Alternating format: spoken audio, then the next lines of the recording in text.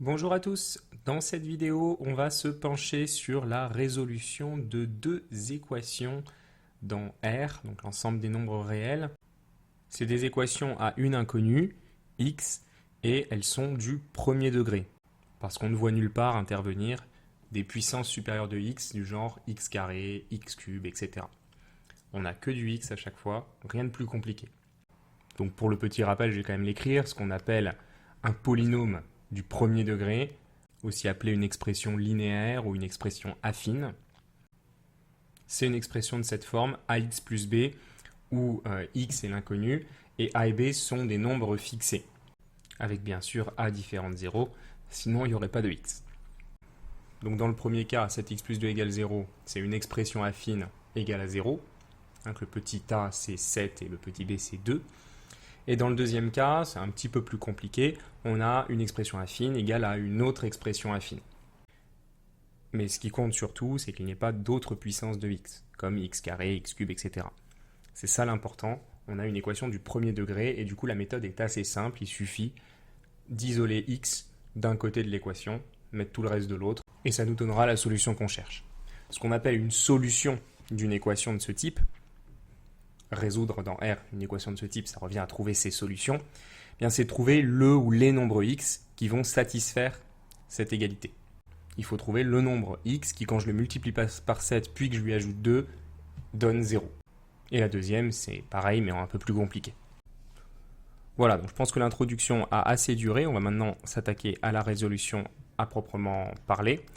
Et je vais vous donner la règle d'or sur les équations, qu'on peut aussi appeler la règle de conservation de l'équilibre.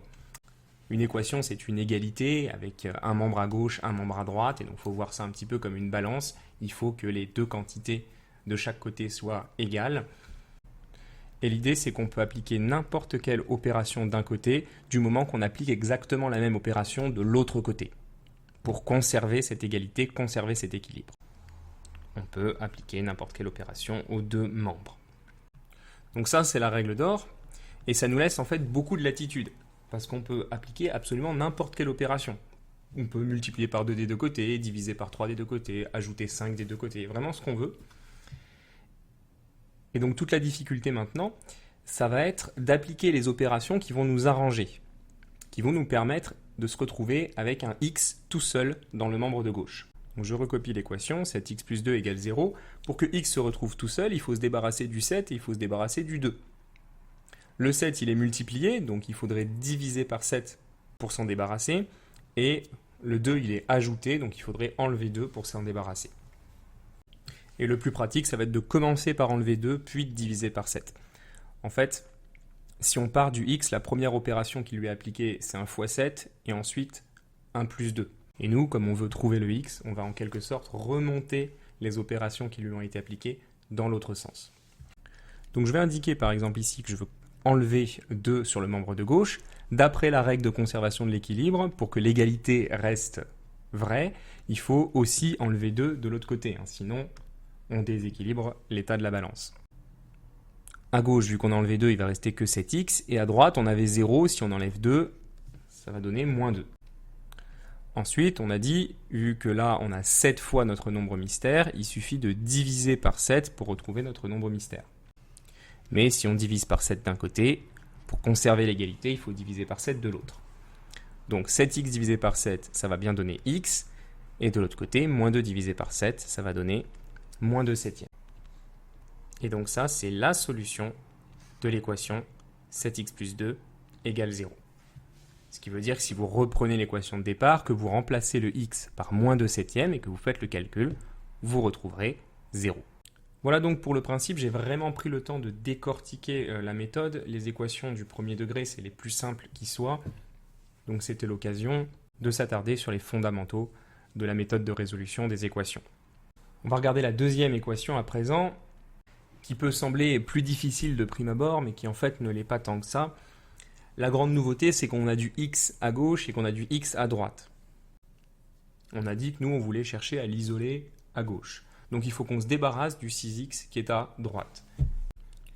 Par conséquent, la première chose qu'on veut faire, c'est enlever x à droite. Et comme on doit conserver l'équilibre, ça nous force à enlever également 6x à gauche. À droite, il va donc rester moins 1. Et à gauche, on peut rassembler le moins 6x avec le 5x. 5x moins 6x, ça fait moins 1x. Parce que 5 moins 6, ça fait moins 1. Donc on a moins 1x, que je vais noter moins x, plus 3 qui était là depuis le début, lui, qui n'a pas bougé. Et qui va maintenant devenir l'ennemi dont on doit se débarrasser. Pour se débarrasser du plus 3, on a envie d'enlever 3 à gauche. Par conséquent, on doit enlever 3 à droite. Ce qui fait qu'à gauche, il va rester que moins x. Et à droite, on va faire moins 1, moins 3, ce qui fait moins 4. Et donc là, on a quasiment gagné puisqu'on a trouvé moins x, c'est-à-dire l'opposé de x. On sait que l'opposé de x, c'est moins 4. C'est donc que x, c'est égal à 4. Et si vous voulez voir ça en termes d'opération, comme on l'a dit précédemment, en fait, moins x, c'est moins 1 fois x. Donc pour se débarrasser de ce moins 1, il faudrait diviser par moins 1, ce qui revient à multiplier par moins 1, ce qui revient en fait à changer le signe. Et donc si on change le signe, si on divise par moins 1 d'un côté, on doit diviser par moins 1 de l'autre. Ce qui donne à la fin, comme annoncé, x égale 4. Et par conséquent, 4 est la seule solution de notre deuxième équation. Ce qui veut dire que si on remplace les x dans l'équation de départ par 4, on va avoir égalité. 5 fois 4 plus 3, ça fait 20 plus 3, 23. Et de l'autre côté, 6 fois 4 moins 1, ça fait 24 moins 1, 23.